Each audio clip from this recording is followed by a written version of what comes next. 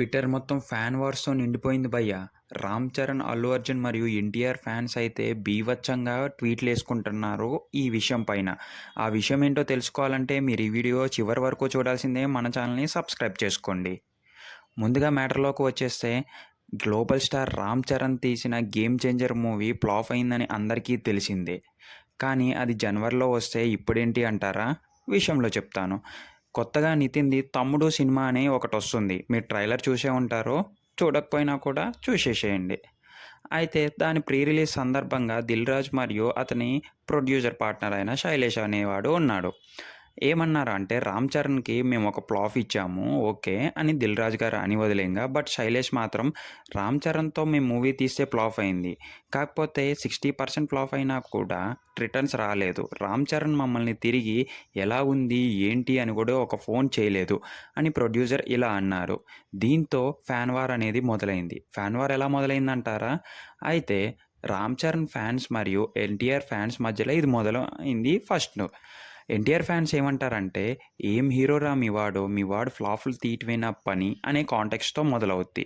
ప్రొడ్యూసర్‌లను పట్టించుకోవడం, మీ వాడితో ఏదైనా మూవీ తీస్తే అది ఫ్లాప్ అవ్వటమే అండ్ ప్రొడ్యూసర్ కూడా లాసుల్లోకెళ్ళిపోవటమని. ఇటు 'రామ్ చరణ్' ఫ్యాన్స్ ధీటుగా దానికి 'శక్తి' మూవీ మరియు 'రామయ్య వస్తావయ్య', 'నరసింహుడు' మూవీస్‌ని టెంప్లేట్స్‌తో చేసుకుంటూ అయ్యి ఎంత ఫ్లాప్ అయ్యాయి. ఇన్‌ఫాక్ట్ ప్రొడ్యూసర్లు కూడా వైజయంతి ఫిలిమ్స్ బయటికి రావడానికి కొన్ని సంవత్సరాలు పట్టింది అని ఇటు వేస్తున్నారు.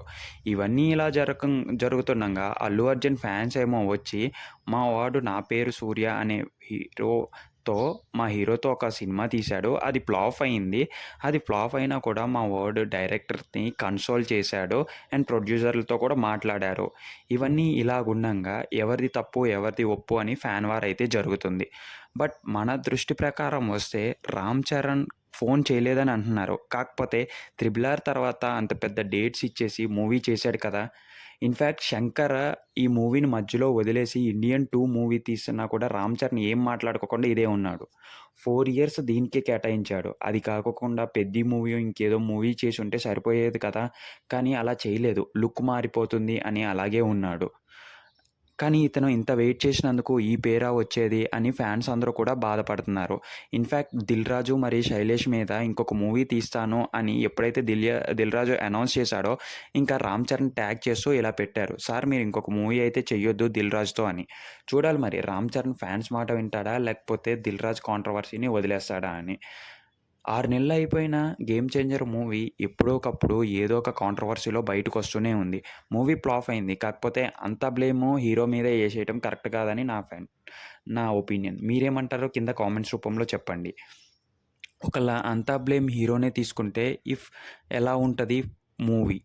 అండ్ స్టోరీని డైరెక్ట్ చేసినందుకు మరి డైరెక్షన్ డిపార్ట్‌మెంట్ ఆ మూవీని ఓకే చేసిన ప్రొడ్యూసర్‌లకి తెలీదా? ఇదంతా ఒక ఎత్తు. మరి 4 అవర్స్ డ్యూరేషన్ ఎందుకొచ్చింది? ఇన్‌ఫాక్ట్ 5 అవర్స్ డ్యూరేషన్ గూడా వచ్చినప్పుడు ట్రిమ్ చేశారంట. అదేమి 'రామ్ చరణ్' వచ్చి ఈ షూటింగ్ చేయండి, లేకపోతే ఇది ఇంత లెంత్ పెట్టండి అని చెప్పడు గదా! అదంతా డైరెక్షన్ డిపార్ట్‌మెంట్ మరియు ప్రొడక్షన్ డిపార్ట్‌మెంట్ కదా! వాళ్ళిద్దరూ చూసుకొని బడ్జెట్ ఓవర్ క్రాస్ అయిపోతుందని శంకర్‌తో చెప్తే మినిమమ్ బడ్జెట్‌లో తీసేటోడేమో! లేకపోతే అంత ట్రిమ్ చేసేటోడు గాదేమో! అర్థం పర్థం లేకోకుండా సినిమానిచ్చేసి ఇలా చేయడం కరెక్ట్ కాదు అనేది నా ఒపీనియన్. మీరేమంటారు? అండ్ వాళ్ళకి కూడా ప్రాఫిట్స్ ఒక 60% వచ్చాయి. సంక్రాంతికొస్తున్నాం 'వెంకటేష్' మూవీతో. బట్ మిగతా అంతా లాస్‌లో ఉండొచ్చు. బట్ హీరో మీదే తోసేయడం కరెక్ట్ కాదు. మన ఛానల్ నచ్చినట్టయితే సబ్స్క్రైబ్ చేసుకోండి. కిందున్న టెలిగ్రామ్ గ్రూప్‌లో కూడా జాయిన్ అవ్వండి.